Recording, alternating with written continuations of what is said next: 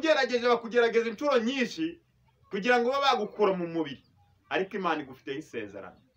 Imana yavuganye nawe uri mu butayu, ivugana nawe uri Kanyarira, ivugana nawe uri Kizabonwa, niyo igiye kumanuka ku buzima bwawe. Amen, amen.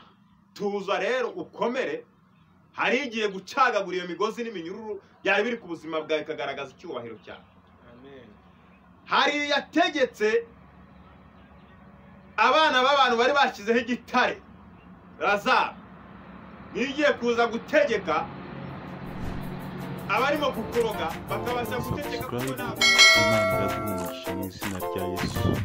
Kora subscribe, Imana iraguhisha mu izina rya Yesu. turabashimiye cyane kandi turabakunda, ariko kandi wowe wakoze subscribe turagushimiye kuri Nzaramya TV. Nawe utari wayikora uyikore kugira ngo dufatanye kwamamaza ubutumwa bwiza. Uyu munsi wa none rero uri mu bihe bigoye, uri mu bintu bimeze nk'akazitiro, ariko ku kazitiro wabuze uwakagukuramo usibye imbaraga z'Imana. Twizeye abantu, twizera abakomeye, twizera amafaranga, ariko nta kintu yatumariye. Ariko aka kanya nufata umwanya wawe ukawuha Imana ugasenga, ndahamya neza yuko ibyananiranye ku buzima bwawe Imana iraza ibikemura. Ibyo ubona wumva yuko byabaye indengakamere ku buzima bwawe Imana iraje ibikemura. Nubwo ubona bikomeye, ukabona ufite uburwayi wabuze uwabugukiza, ukabona hari intambara urimo, ukabona kuzivamo biragoye, ukabona warasenze ugasenga amasengesho menshi, ukabona nta wagutabara, ariko mu ijuru dufite Imana itabara, kandi mu ijuru dufite Imana ikora. Aka kanya wowe unkurikiranye aho waba uri hose, ndashaka kugira ngo wizere Imana nk'umutabazi ukomeye ku buzima bwawe. Wizere Imana ikora, yabashije kuzura Lazaro ari mu gituro, ikamuzura ikamukuraho igitare. Abantu agategeka abantu bakagenda bakamukuraho igitare. Aka kanya Imana izura ibyawe byari byarananiye, izura uburwayi bwari buri ku buzima bwawe ubona ko byarangiye, ibuzure mu izina rya Yesu. Twabonye Imana ikora, twabonye Imana ihagurutsa ibirema. Muri iki cyumweru turashaka kugira ngo Imana ikwiyereke, Imana igusange uryamye, ikwiyereke, ikora ikinyuranyo n'abana b'abantu. Abantu baravuga ariko bakavuga bikageraho bikarangira, Imana ikabaha igihe cyo kuvuga bikarangira.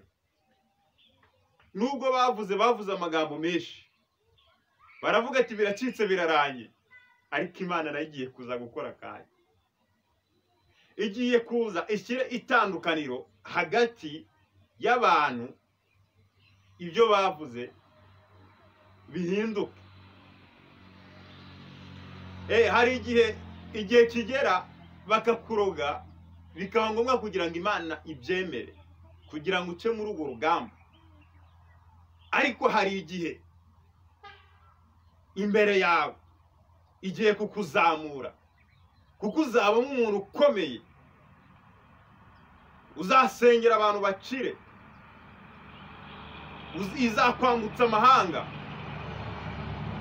izakugeza muri Amerika. Imana irazi guhagurutse kuri icyo gisasiro. Birakugoye, uri kubona yuko bigoye, ukabona nta mahitamo, ariko hari amahitamo mu gihugu cyo mu ijuru. Iyo Imana imanutse, imanura imbaraga zikomeye.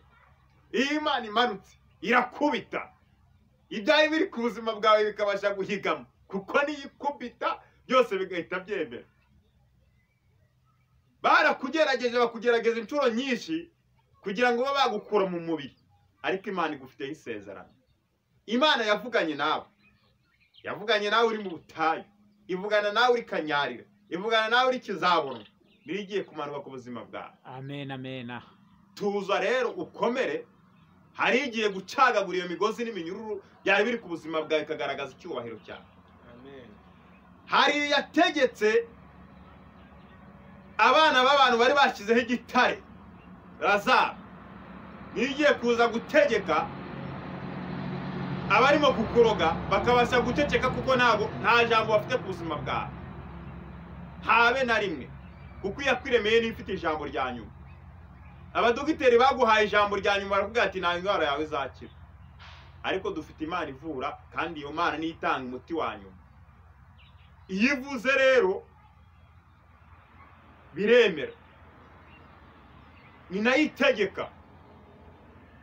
Tujya tugira abami tukagira abaperezida ariko bagira ingoma zirangira, ariko Imana yacu ntabwo igirangira, nta nubwo ingoma yayo igihangura. Ndagusaba kugira ngo wizere Imana. Aka kanya turimo tuganira uze gusoma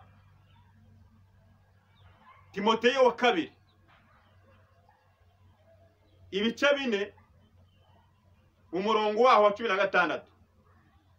Aravuga ngo ngo nubwo batigeze bakuburanira ariko Imana igiye kuza kukuburanira.